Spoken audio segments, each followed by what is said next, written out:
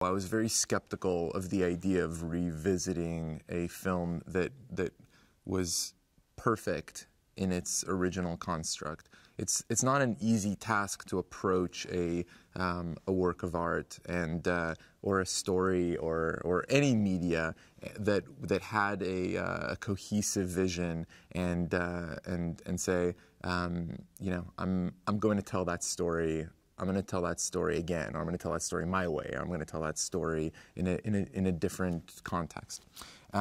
So I was very wary for all the right reasons for myself when I first cracked the cover of David Lindsay-Abair's script.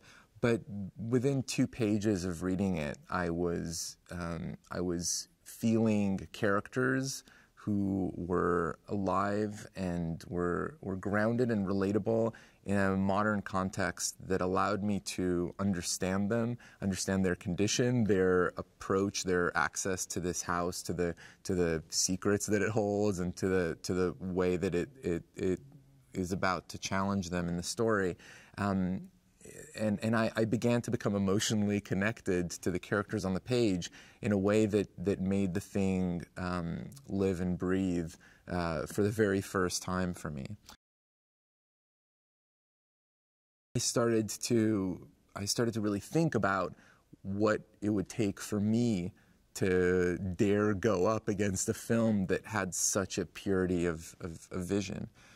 And I began to think about the problem of the poltergeist, the idea of a group of spirits who were so forgotten, so abandoned, so frustrated that they were able to channel that specific energy into this really heinous act of taking a child from its family to allow themselves a chance to have a sort of final release.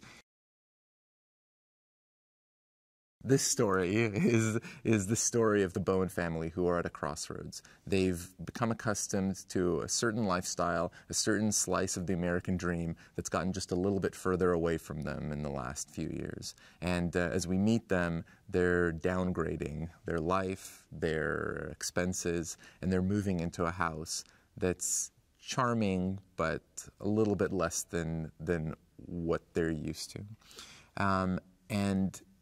And very quickly, through the eyes of their young son, Griffin, we begin to get a sense that there's something off in this place. There's a feeling, there's an energy, there's a mood that begins to raise the hairs on the back of his neck.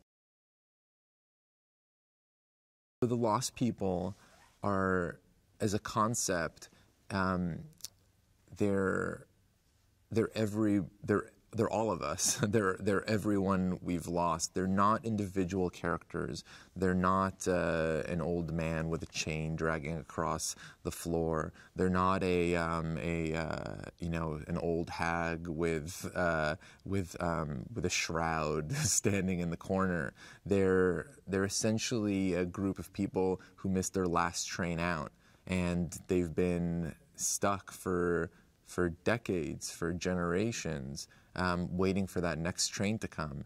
And that's been the sort of driving, the driving metaphor for them, is that they're grounded, they're stuck, and they're frustrated.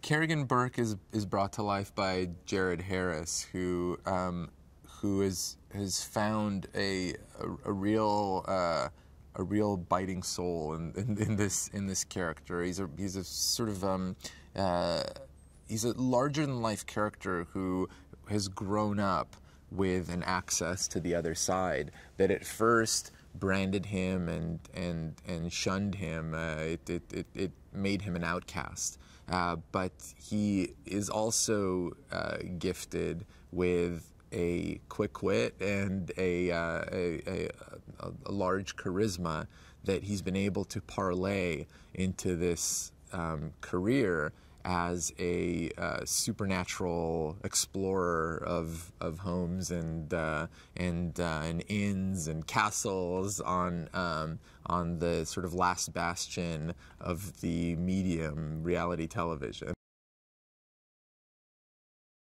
Griffin is too smart for his own good, and he asks too many questions, and he's too he's too aware of his environments. I don't think it's the first time that he's freaked out at night. I don't think it's the first time that he's screamed that the tree moved in a strange way. It's just that this time he's right. And so Griffin's a little bit sensitive and a little bit on edge, and that worries his parents. It's something, in the long roster of things that parents have to worry about, that's one of them. I hope that they fall in love with this family in the way that I have in making the film, that they care for them enough to feel a deep bond, a connection to them that pulls them into the screen when Maddie is taken, and finally a sense of elation and that specific feeling that only a movie can give you when these characters pull together to achieve the impossible. If you watch the original, at the time it was made, at the beginning of the 1980s, there was a real sense that the suburbs were the ideal. It was the place where everyone dreamed of ending up if you did everything right. But filmmakers, writers, storytellers were already starting to scratch at the surface and see what was underneath it. And of course, the original certainly mines that terrain. Kennedy's she's a special person.